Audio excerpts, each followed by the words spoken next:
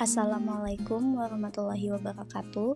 Kami dari kelompok 4 ingin mempresentasikan mengenai bentuk-bentuk organisasi bisnis. Adapun presentasi kali ini dilakukan untuk memenuhi tugas dari Bapak Dr. Asep Miftahudin, Magister Administrasi Bisnis, selaku dosen pengampu. Anggota kelompok kami terdiri dari 5 orang.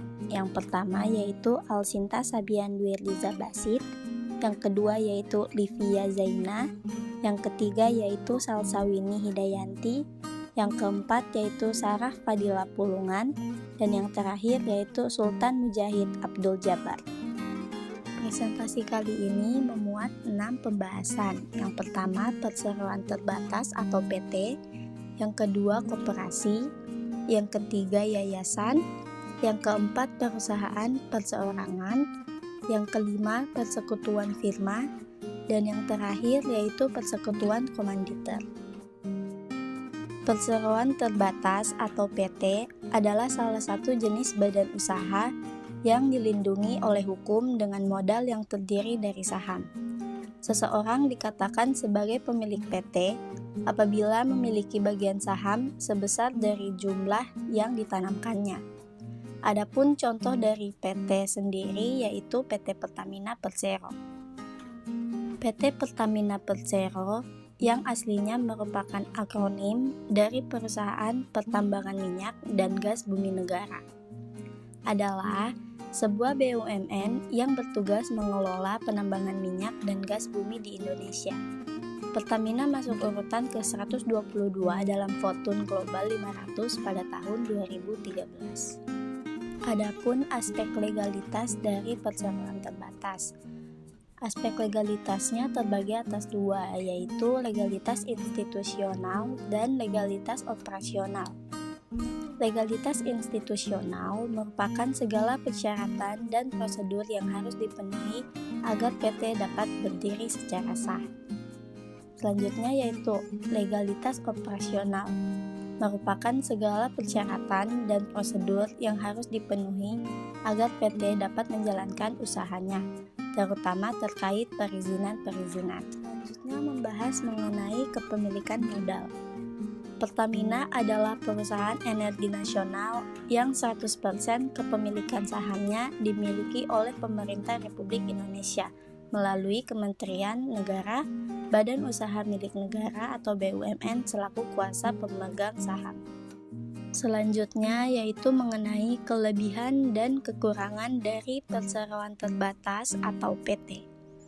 Kelebihan yang pertama yaitu bentuk badan hukum membuat PT terjamin eksistensinya, meski terjadi pergantian kepemilikan.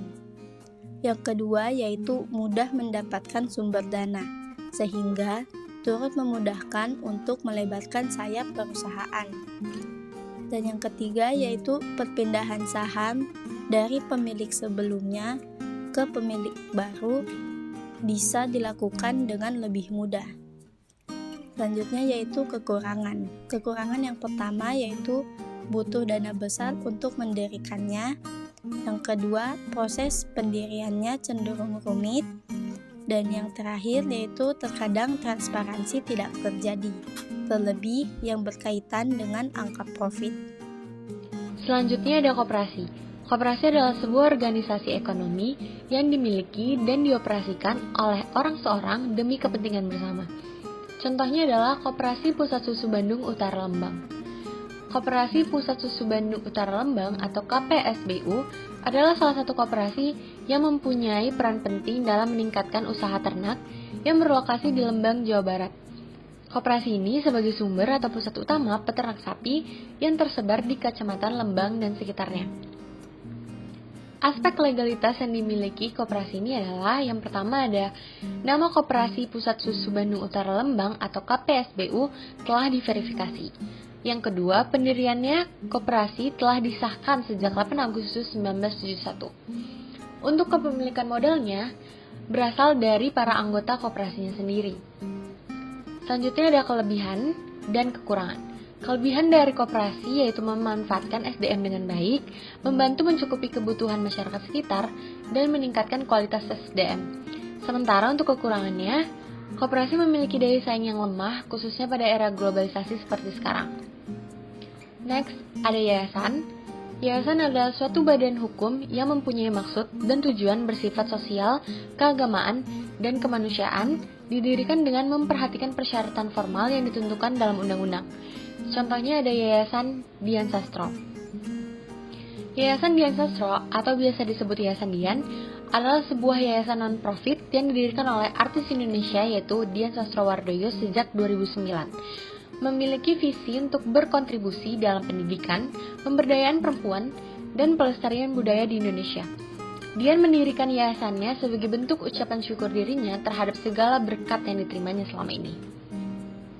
Untuk aspek legalitasnya yaitu pendirian yayasan dilakukan dengan akta notaris dan dibuat dalam bahasa Indonesia.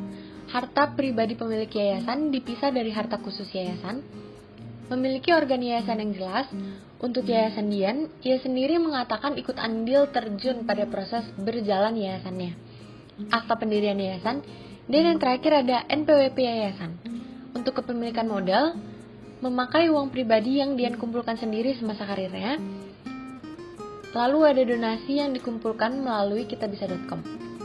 Untuk kelebihan dan kekurangan, kelebihan dari yayasan adalah membantu banyak masyarakat sosial dengan tidak mencari keuntungan. Sementara, untuk kekurangannya, terbatasnya dana yang diperlukan. Perusahaan perseorangan. Perusahaan yang dioperasikan oleh satu pengusaha atau perorangan. Tidak adanya campur tangan dari pihak lain, contohnya pemerintah. Perusahaan perseorangan dibagi menjadi dua, yaitu badan usaha berskala kecil atau UMKM, dan berskala besar yaitu badan milik swasta atau BUMS. Contoh dari perusahaan perseorangan adalah Superwash Laundry on Kilo and Dry Clean. Superwash Laundry. Superwash Laundry pertama kali didirikan di kota Yogyakarta dengan nama Tiara Laundry pada tahun 2004 oleh seorang wirausahawan bernama Firdiansyah. Lalu, pada tahun 2007, usaha laundry tersebut dikembangkan dengan brand baru bernama Superwash Laundry and Dry Clean. Sejak tahun 2009, Firdiansyah selaku pendiri dan presiden direktur Superwash Laundry berhasil membawa Superwash Laundry ke jenjang kesuksesan yang lebih tinggi dan mulai menggunakan sistem franchise. Hingga awal tahun 2014, Superwash Laundry sudah memiliki 135 gerai franchise yang tersebar dari Aceh hingga Papua. Dengan visi menjadi low cost franchise laundry ternama dan terkemuka di Asia. Aspek legalitas dari perusahaan perseorangan. Perusahaan perseorangan tidak termasuk ke dalam kategori badan hukum dan tidak ada peraturan perundang-undangan terkait perusahaan perseorangan. Lalu kepemilikan modal perusahaan perseorangan dimiliki oleh satu orang yaitu pemilik usaha itu sendiri. Kelebihannya yang pertama ada keuntungan diberikan kepada pemilik usaha, lalu harga yang terjangkau dan lokasi strategis sehingga mudah ditemukan. Lalu ada kekurangannya, yaitu banyaknya pesaing membuat perusahaan harus memperhatikan pelayanan dan kualitas produk. Persekutuan firma. Firma atau sering juga disebut FA adalah sebuah bentuk persekutuan untuk menjalankan usaha antara dua perusahaan atau lebih dengan memakai nama bersama. Contohnya adalah firma Crocs. Firma Crocs adalah perusahaan produsen sepatu karet yang berasal dari Colorado, Amerika Serikat yang dipasarkan pertama kali tahun 2002 dan masih berjaya hingga saat ini. Tentunya sebagai perusahaan besar, Crocs memiliki firma yang bekerja agar perusahaannya bisa berjalan. Aspek legalitas. Yang pertama ada akta pendirian dibuat dan ditandatangani oleh notaris yang berwenang dan dibuat dalam bahasa Indonesia. Yang kedua memiliki NPWP yaitu nomor pokok wajib pajak. Yang ketiga adanya SIUP, surat izin usaha perdagangan, dan yang terakhir adanya TDP, tanda daftar perusahaan. Kepemilikan modal. Modal berasal dari perusahaan Crocs dan pihak lain yang memiliki kesepakatan terhadap firma Crocs. Kelebihan. Yang pertama, modal dan finansial terkumpul cukup besar, mempermudah untuk memperoleh kredit. Yang kedua, memberi kemudahan pada perusahaan dalam perusahaan aset maupun pinjaman. Kekurangan. Yang pertama, tidak ada pemisah antara kekayaan firma dan kekayaan pribadi. Yang kedua, kerugian ditanggung bersama oleh semua anggota, termasuk jika diperlukan penggunaan kekayaan pribadi untuk menutupi kerugian. Yang ketiga, semua anggota firma bertanggung jawab pada utang perusahaan. Persekutuan komanditer. Persekutuan komanditer atau Komanditer Vennootschap atau biasanya disingkat dengan CV merupakan suatu persekutuan yang didirikan oleh seorang atau beberapa orang yang mempercayakan uang atau barang kepada seorang atau beberapa orang yang menjalankan perusahaan dan bertindak sebagai pemimpin. Contoh dari persekutuan komanditer yaitu CV Global Energy System. CV Global Energy System adalah perusahaan yang bergerak di bidang energi terbarukan dengan menyediakan, merakit, dan menjual produk pembangkit listrik tenaga surya dan listrik tenaga angin, di antaranya solar panel, lampu PJU LED, solar home system, solar street light, solar water pump, solar warning light, solar power plant, wind power, serta berbagai aplikasi PLTS dan PLTA lainnya. Aspek legalitas dari perusahaan komanditer yang pertama ada pembuatan akta dan pendirian CV Global Energy System. Selanjutnya adanya nomor pokok wajib pajak atau NPWP. Dan yang terakhir yaitu memiliki surat izin usaha perdagangan. Lalu kepemilikan modal perusahaan komanditer, yang pertama ada sekutu aktif atau komplementer, sekutu yang menjalankan perusahaan dan memiliki hak melakukan perjanjian dengan pihak ketiga. Lalu sekutu pasif atau komanditer, sekutu yang hanya menyerahkan modal dalam persekutuan dan tidak turut campur dalam kepengurusan maupun kegiatan perusahaan. Kelebihan dari perusahaan komanditer yang pertama ada resiko perusahaan dapat ditanggung secara bersama-sama oleh sekutu. Lalu cenderung lebih mudah mendapatkan modal dari perbankan karena lebih dipercaya. Lalu ada juga kekurangan dari perusahaan komanditer. Yang pertama ada modal yang telah disetorkan ke perusahaan sangat sulit untuk ditarik kembali. Dan yang terakhir mudah terjadi konflik antara sekutu pengusaha di dalam CV.